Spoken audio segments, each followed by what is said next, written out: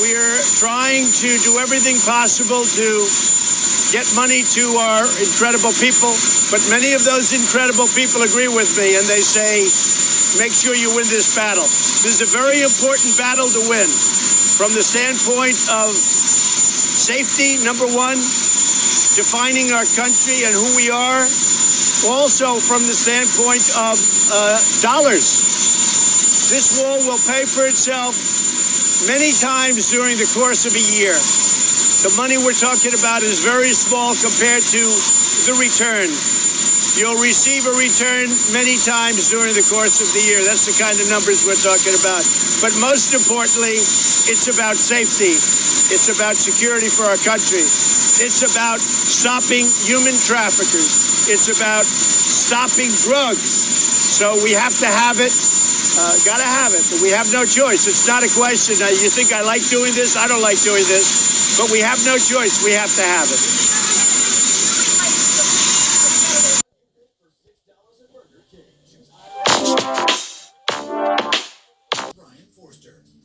Forster has promised to give him an up-close look. So we're trying to do everything possible to get money to our incredible people, but many of those incredible people agree with me, and they say, make sure you win this battle. This is a very important battle to win from the standpoint of safety, number one, defining our country and who we are, also from the standpoint of dollars.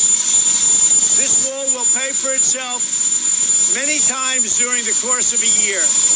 The money we're talking about is very small compared to the return. You'll receive a return many times during the course of the year. That's the kind of numbers we're talking about. But most importantly, it's about safety.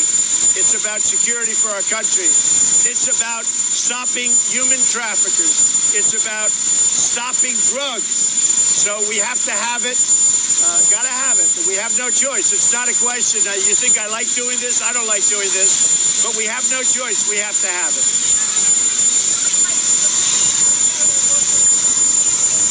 I can relate, and I'm sure that the people that are on the receiving end will make adjustments. They always do.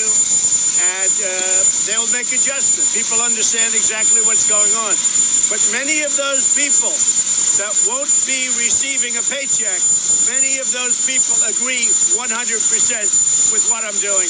And I will tell you, I just saw a poll, 75%. It was on Fox. But I just saw a poll, 75% that immigration is so important. And it is. It's a very big issue. I can't hear you.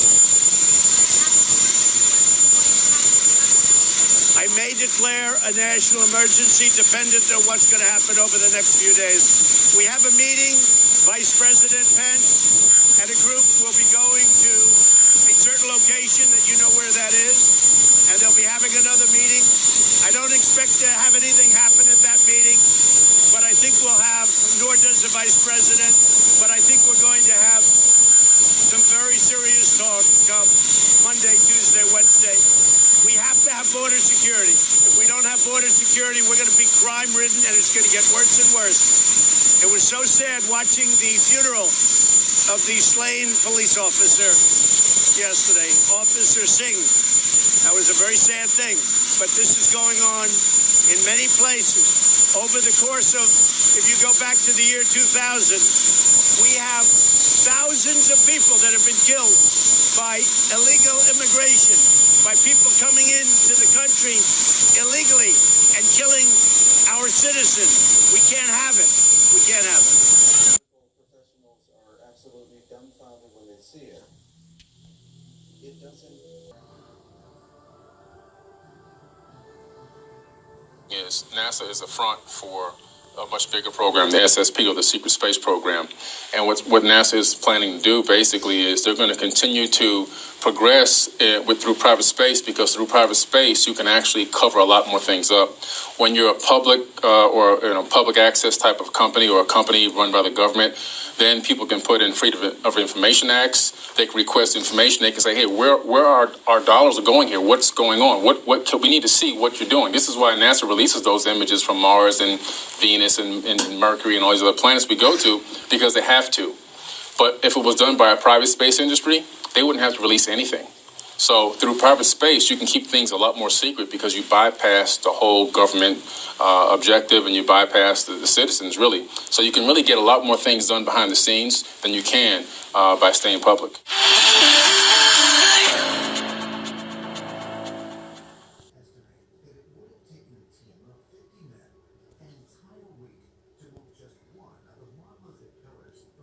Psychedelics are the antidote to propaganda in some ways. They help you develop a mindset that sees through all that.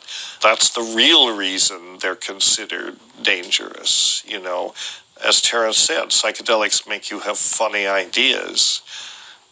But funny ideas are dangerous ideas, you know. So that's the reason psychedelics are prohibited, because they encourage you to think for yourself. You know, so that nation states act as though it's kind of normal to have wars. You know, go drop bombs on people, send in the troops. It's kind of normal thing to do. It's not a normal thing to do at all. It's a completely abnormal, aberrant, psychopathic thing to do. We shouldn't be going out there and killing other people for some sort of weird national goal. It's a terrible, terrible mistake that we're making. And now the toys of war have become so big and so huge that they actually pose a threat to the whole future of humanity. The power of psychedelic plants for perceiving higher patterns and seeing through rhetoric led to a desperate reaction by superpowers, shutting down the collective memory of traditional indigenous practices and cutting off the public from legal use. Quickly, independent chemists were making slightly altered compounds which were technically not illegal. To combat this backdoor approach, the Analog Act was passed, and the DEA was granted emergency scheduling power, in which they could declare any substance illegal, and may take up to a year to decide what schedule to class it as. Psychedelic plants and synthesized versions were put into Schedule 1. This category proclaims the substance is highly addictive and has no medicinal value. Was there any evidence for this claim, or was it a fear move?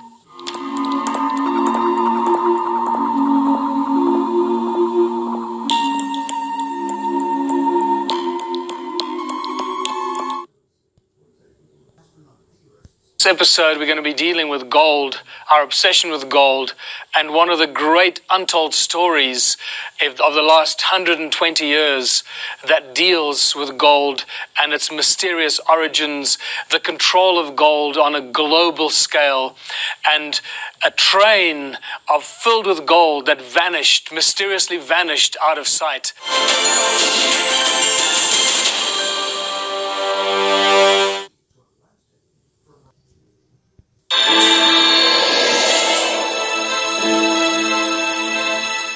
On your website, you've mentioned that there are 5 factions within the secret space program. Could you quickly delineate for us what those 5 factions are and just a little bit about what each one is like that makes them different from the others? Sure. I'll start with the oldest, which is Solar Warden. They were started back in the late 70s, 80s during the SDI, Strategic Defense Initiative, I think is what that stood for, during just before and after Reagan. And then we have the ICC, the Interplanetary Corporate Conglomerate, which is corporations all over the world that have representatives in a super board, corporate board, that control the infrastructure, the secret space program infrastructure that they have out in space, which is massive. We have Dark Fleet, which is a very secretive fleet that works mainly in the outside of the solar system.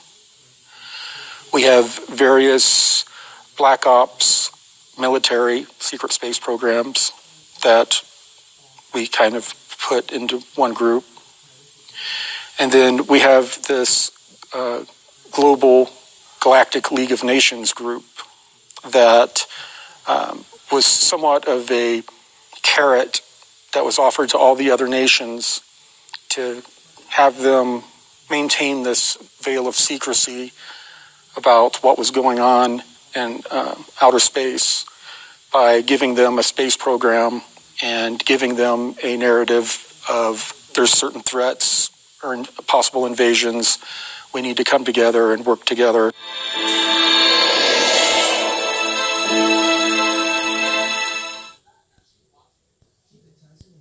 The Tibetan nun that I'm talking about right now, when we saw her papers, what we saw is the confirmed date of her birth was 1885. All right? And the year that I was with her was the year 2005. We went back again in 2008. My first contact with her was in 2005. 1885 to 2005. That means I was looking into the eyes of a woman who's 120 years old. She did not look like 120 years old. She lived in a single room. She walked to the river every morning, down a hillside to bring up the water. She grew a lot of her own food in the vessels and the vases that were available to her. Basil, tomatoes, herbs that she would eat every day in a very, very minimal diet. She was good, healthy, strong, and vital. And that told me that something is happening with her that maybe is happening with other people. Well, interestingly, I asked her what was her secret. And she looked at me through the translator and she said one word: compassion. She said, that's what we learn in these monasteries. That is the essence of our Buddhist teachings. It's all about compassion. We'll see in a moment why compassion would have an effect of longevity. Before we do that, let me show you a couple of other cases because I want you to see this isn't an anomaly. It wasn't long after I met this Tibetan woman that the national media ran a story about a woman in the Palestinian territories. And you're seeing her face on the screen right now because she made national news. This was on the Associated Press. This woman, when you look at her, ask yourself how old you think she is, because here's her story. She went shopping one day. She hadn't been out for a while. She had to go through a military checkpoint that she didn't have to go through before, didn't exist before. They looked at her papers. They said, your papers are expired. You have to go to the authorities and get some new papers. And that's when she made headlines, because when they checked back through her records, they found that her date of birth was 1888. And the woman you're looking at, in the year 2008, she is 120 years old.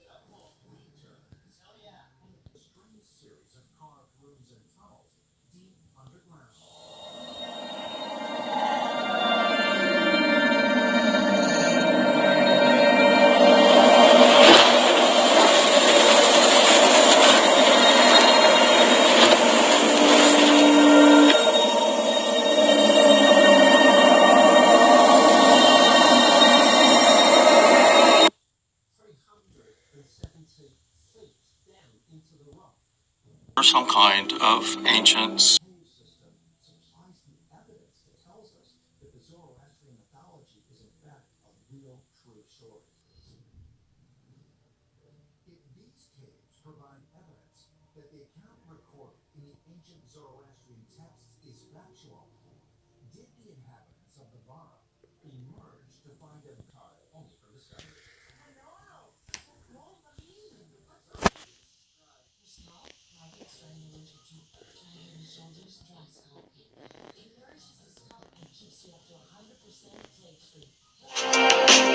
one thing that people have to realize too is that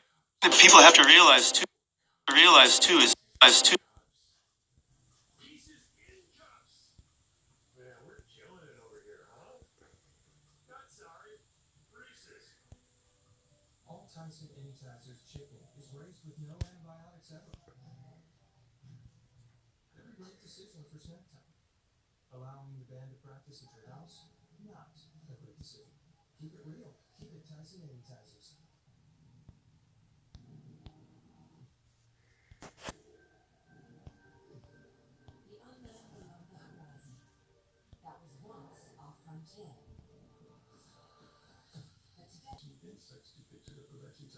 What people have to realize too is that as the war was lost by the Germans, the British and the Russians, because of the vicious fighting that they had been in, there wasn't really a way that the British, say, could bring a bunch of Nazi scientists to Britain and have them work in the British space program. That just wouldn't have flown, shall we say. But with the largesse of the United States and America's friendly relationships, really, with Germans and other Europeans, the United States was able to bring in these scientists, these Nazi scientists, without a lot of hullabaloo or questioning. And even within the military, there wasn't some big opposition to bringing these Nazi scientists to the U.S. And that's what Paperclip was really all about. Now, the people who were working in the U.S. defense community thought that they had the might and the willpower to be able to smash out the Germans, when in fact the other is what took place. The Germans were more cunning, they were more ruthless, and because all this was done under the cloak of secrecy, they could gain control over this military-industrial complex, and nobody out there in the open would ever know anything about it. What are they going to do? Complain? Oh yeah, the Germans took over all this secret stuff that we haven't told you that we have.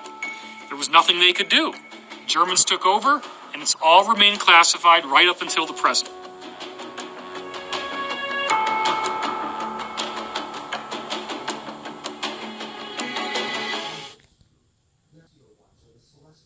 What is going on inside an atom? You have a positively charged nucleus, and you have negatively charged. We used to be hoping to find microbes, but now we're finding electron clouds. The idea that there's a particle called an electron in there is completely dubious, but we know the clouds exist. That means that as the electron clouds are in flux around the positively charged nucleus, you're also dealing with the flow of current. And the flow of current, as we saw with Brown's research, is a gravity. You have a positively charged nucleus, and you have negatively charged electron clouds. The idea that there's a particle called an electron in there is completely dubious, but we know the clouds exist. That means that as the electron clouds are in flux around the positively charged nucleus, you're also dealing with the flow of current. And the flow of current, as we saw with Brown's research, is a gravitational flow. Therefore, the flow of gravity and the flow of electricity run together. Therefore, the actual atom itself is made by a gravitational flow. The two are fundamentally intertwined. That's why an electrical current creates a gravitational current. Let's now surmise that gravity is the energy that is flowing into the earth to create the earth moment by moment. That would make us like mosquitoes that are being blown into a screen window. And the current is pushing down on us. So we're calling it a pull of gravity. It's wrong. It's the push of gravity pushing us down. And it blows through us because it's also flowing into us, but at a much smaller rate. So then what happens is you have various means by which you can get spin in this fluid-like energy that's making the earth. So a spin in gravity is called a torsion field. The torsion field is actually the equivalent of a wave that moves through the gravitational field as an impulse. It is a spin.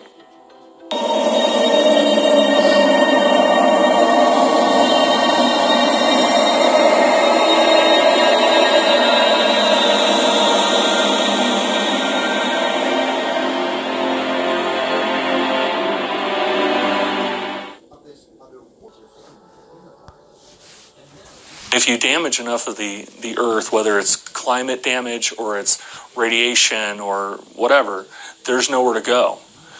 the ultimate result of their research was to move to Alpha Centauri. The problem was that Alpha Centauri is too far, and in the mid-40s, they lacked the technical capability to get there. So barring Alpha Centauri, they suggested the Moon, Mars, or Venus. Well, I think that the elites want to leave the Earth because there's a specific geological event that's possibly pending on this planet. There's been a lot of talk about Nibiru and Planet X coming back, but I don't particularly think that it's the actual Planet X that's going to cause the catastrophe. What I believe is that Planet X does exist, according to a lot of the ancient texts and tablets that I've read, and that possibly it's a brown dwarf star that's orbiting deep outside of the orbit of Pluto. And I also believe that there's actually a planet orbiting it that may be called Nibiru or may be the planet of the ancients. But what I feel is that this brown dwarf star is actually dislodging comets from the Oort cloud and sending them streaming into the inner planets. And this is something that we can't stop. I mean, if you take somebody who's not an expert at throwing darts, if they throw enough of them, eventually they're going to hit the bullseye.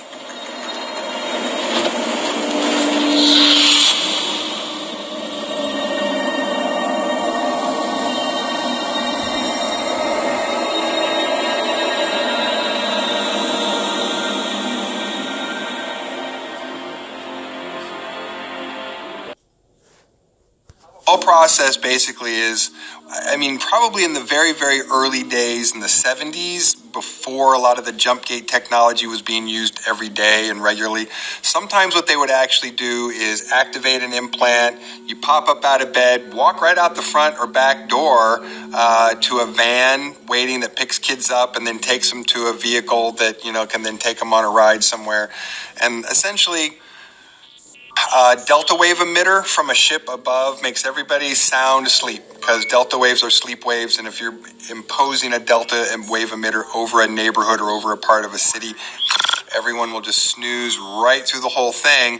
And if you have someone who you can activate in that process, be immune to the effects, walk out of the room, get into a van, no one's going to be awake for it. No one's going to be looking out a window. Even someone sitting at their kitchen table is going to all of a sudden feel drowsy and pass out for a few minutes and then wake up and go, oh, maybe it's time I go to bed. So, I mean, it'll just knock everybody out. So you could do that and no one would see anything. There would be no evidence of that. And then once they started using the jump gates full time, then just a couple of jump gate technicians pop in, you know, say, hey, time to go. And you go, okay. And you go through the jump gate to whatever the next training session. And then they bring you back.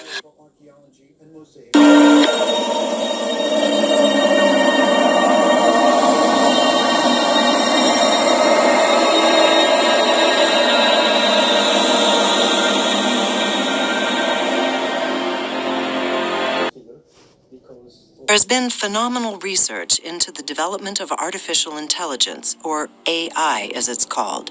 AI promises to make our lives easier by doing much of our thinking for us. The promise of AI is that it will create a race of superhumans. But are there dangers that come with AI? These Hollywood movies seem to be warning us about artificial intelligence. But is there a need to be worried? Where are they headed with this research?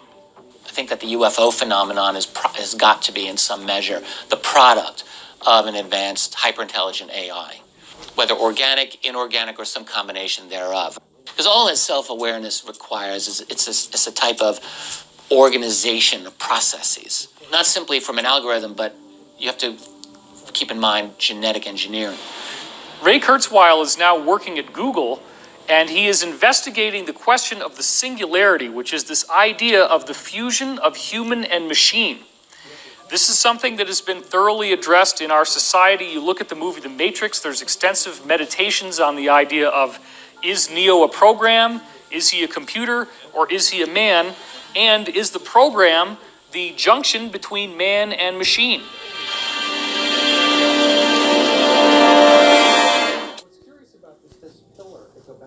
1960, a think tank called Brookings Institution came out with a special report in which they had gone in and investigated the question of disclosure and the widespread revealing of the existence of intelligent extraterrestrial civilizations visiting the Earth. Based on certain classic memes, such as the infamous 1939 War of the Worlds radio broadcast hosted by Orson Welles, in which allegedly people thought they were being invaded by Martians. People started stuffing wet towels up their chimney. They started freaking out, believing the world was over. This and other events made the Brookings Institution conclude that they could not tell us the truth because it would be a fatal blow against the stability of civilization as we know it. Rumors that there was a close encounter with aliens at Holloman Air Force Base have been swirling since at least the 1970s. There is even a supposed film of the flying saucer landing. There was an alleged contact between extraterrestrials and the U.S. military-industrial complex that took place at the Holloman Air Force Base. This appears to be one of several such contacts, but what is interesting about this one in particular is that these groups of extraterrestrials seem to have a very elaborate headdress that was on, as well as unusual faces that were kind of very small and tapered with a pronounced nasal feature. These extraterrestrials, like many of the others, did apparently want peace. They were trying to negotiate some sort of positive settlement for Earth's problems, but as is the case, they want disarmament of nuclear weapons. They want the truth to be told to the people, and the military-industrial complex and the government officials just laughed in their faces.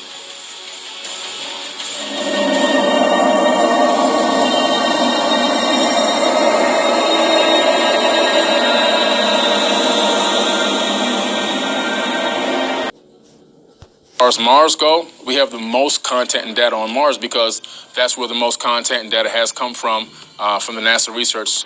And we've got probably around 38,000 images from Mars alone, anomalies depicting ancient civilizations that existed there in the past and possibly a small remnant remaining there right now.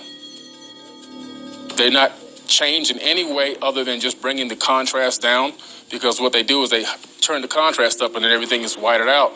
We turn the contrast down, and basically that's all we do, and we also provide direct links to the source images. And the reason why I can say that is I'm actually part of a group called the United Family of Anomaly Hunters, and we've cataloged about 58,000 anomalies that we've downloaded from NASA archives, European Space Agency archives, and also Indian Space Agency archives now. And we've actually downloaded close to 1 million images, but out of that we got about 56 to 58,000 actual anomalies cataloged and documented. And on these anomalies, we've got plenty of bases on the moon. We've got lots of structures, clear structures on the moon. The documentation shows that the Defense Department was very interested in what NASA was doing with the Apollo missions, going to the moon, trying to figure out, well, it's great for science, but how can we use that for war? How could we use this for intelligence gathering? How could we ultimately utilize what NASA is doing for defense purposes? And this was decades ago in the 1960s when we were just trying to set foot on the moon. The Department of Defense were exploring plans of creating a moon base. And there are government documents declassified that show that they wanted to build a base on the moon.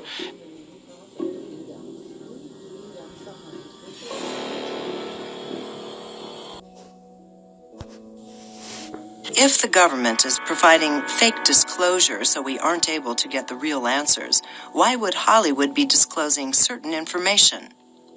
Some believe that the government and Hollywood are actually working together to tap into our fears, wants, and needs by using the internet.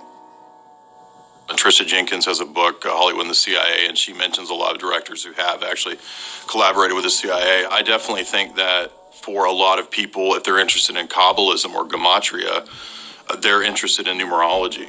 And so the playing with the 9s and 11s and the playing with the timing and the dates of when you release things or when you put things out is very important in numerology. So again, depending on who's doing it and what their views are, you might have a certain time of the year where releasing a certain symbolism or imagery is believed to have a certain charged effect, you know, in a magic sense. Numerology is interesting because ultimately everything that we experience is kind of delineated, or I don't want to say determined in a predetermined sense, but everything can be conceptualized or imaged in a mathematical way, right? So this is kind of how the NSA does its real-world tracking of events is that it translates everything into an algorithm, which is then stored on a computer.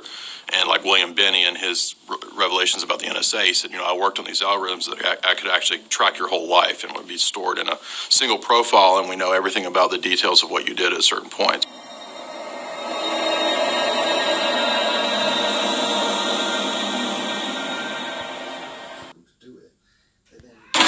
John F. Kennedy's assassination on November 22nd, 1963, shocked the world. This season, Deep Space offers its own unique, fact-based theory on one of the greatest mysteries of the 21st century, which is, at its core, the startling genesis of an entire galaxy of mysteries. Over the years, a lot of data has surfaced suggesting that when he was president, John F. Kennedy was briefed on the UFO subject by the intelligence community as to what they knew about UFO sightings, possibly abductions. It was John F. Kennedy who put us out there and committed us to landing a man on the moon before the decade was out. Holy smokes. Unbelievable, right? So, at the very least, one could argue, one should argue, that the NASA program served as cover for a deeper, more clandestine space program. That leaves this question begging for an answer. What is NASA? There was a point when we were having a discussion with somebody high up in the U.S. government who said part of the problem with disclosure and the whole hullabaloo around it is that people are not asking the right questions. They're not asking the right questions because they kind of think they already know the answers. The other part of it is the technology, that we had mastered gravity control in October 54. And also, before that, this free energy. So that means that if that were to come out, it would be the end of oil, gas, coal, nuclear power, centralized utilities, engines and ships, rockets, jets, all of it. The truth is, the patent dumping has already started because we just got a patent a couple days ago of the TR-3B, and they actually just dumped the patent on the internet. So the planet is going to become so wealthy, but the population is going to continue to increase, that the only way to keep the system moving forward and generate growth is to go off-world. And when I look at pictures of the Saturn rings, what I see is a DVD. It's a broadcasting system. We are being assimilated. It's a process, step by step by step. And to do it, our perception has to be hijacked, and our sense of self has to be hijacked. Beyond all the garments we call bodies and even electromagnetic fields, we are a state of awareness, nothing else. And when you also look at the nature of reality and the fact that it's not physical, it's not solid, what becomes possible becomes vastly expanded, because we were dealing with a physical, solid reality. What I'm saying would not be the situation, be impossible, but it's not.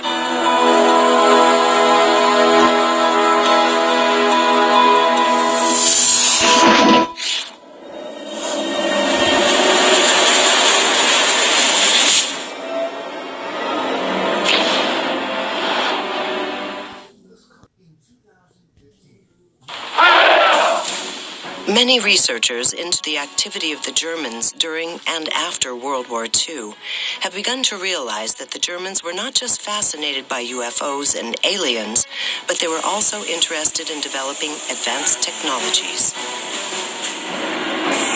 Nazi Germany really, during the war, had two space programs.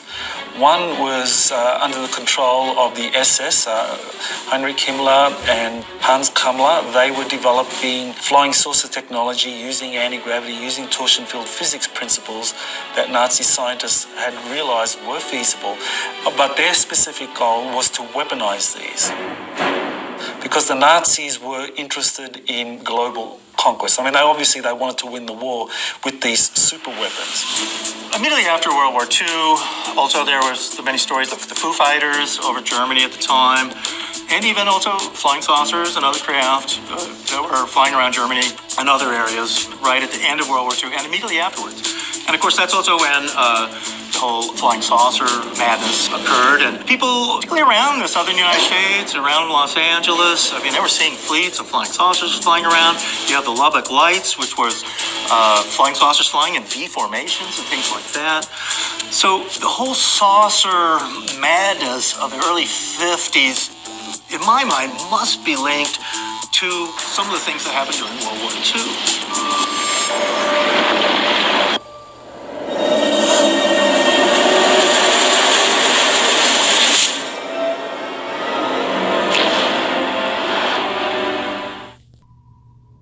In this episode, we'll be looking at one of the most enigmatic characters in this saga, a young man named Jack Parsons.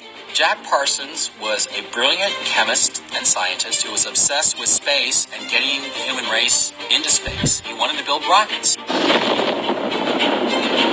He was associated with people like Robert Goddard. He did some of the first research and very successful designs of solid rocket motors. Jack Parsons was the inventor of JATO. And it's a jet-assisted lifting engine that we use on the military airplanes. And from there, he actually formed and founded JPL. And a lot of his inventions are responsible for the Apollo mission's success. Now, the dark side of Jack Parsons that most people don't know about is that he was also an occultist. He was very, very closely associated with Aleister Crowley. In fact, at one time, he was the number 2 man in the Ordo Templi Orientis, which was Crowley's organization here in the United States. One of Parsons' buddies was a fellow by the name of L. Ron Hubbard, who accompanied Parsons during some of these rituals that Parsons said were a success, and Hubbard was there. Hubbard, a few years later, creates the religion of Scientology. I mean, we have a lot of eccentric people here, conducting magical rituals one day, hobnobbing with science fiction writers another day, and going back to work for the space program. Jack Parsons, who had genius stuff going on in his brain, who knew how to build rockets better than anybody else in the world. Nobody wanted him to leave the country. I mean, they blew him up. I mean, you can't write this stuff. Not only did NASA have some early pioneers who were interested in the occult, but we've also seen that the very origins of NASA itself have a large German component via Operation Paperclip. That leaves this question begging for an answer. What is NASA?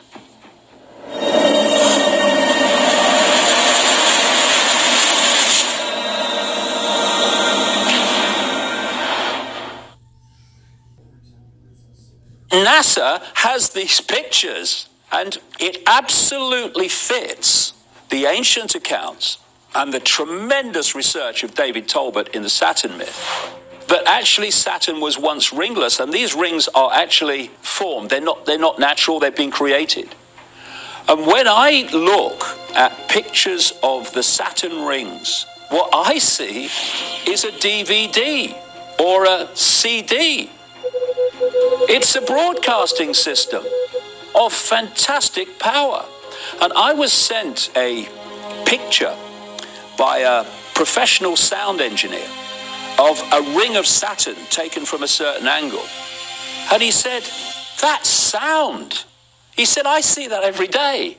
And there's a sound frequency or frequencies coming off Saturn, which I say is having a massive impact on human sense of perception, sense of reality. But it's also having an impact on Saturn, because what these missions to Saturn found, and we can use the word permanent in the sense that since they were first seen, they're still here. At the southern pole of Saturn, you've got a storm that looks just like an eye. And at the northern pole, you've got this absolutely extraordinary phenomenon of a hexagon storm, where clouds are whipping around at an enormous speed and changing direction at 60 degrees. And of course, the NASA mainstream has no idea what this is. They can't explain it.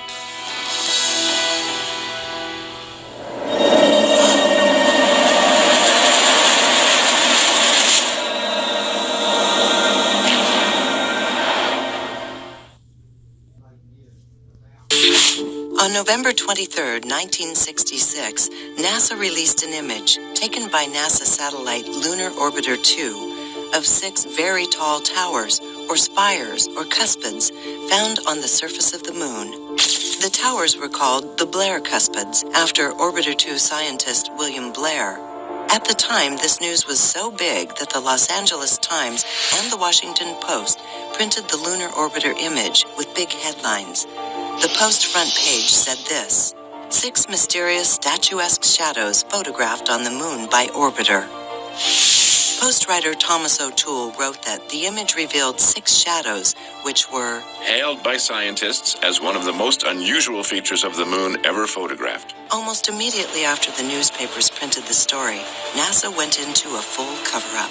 This ties in very nicely with the testimony of Bill Tompkins, who confirmed what we'd heard from many other insiders, which is that the moon is in fact an old Noah's Ark on a planetary scale. The most current data that we have suggests that the moon was brought here right during the time of the death of the dinosaurs about 65 million years ago. It is now very likely that something was done deliberately to wipe out the dinosaurs. And then you come back to modern times, and if you keep connecting the dots, you keep looking ancient and modern, the body of evidence is absolutely extraordinary and explains so much about life on Earth.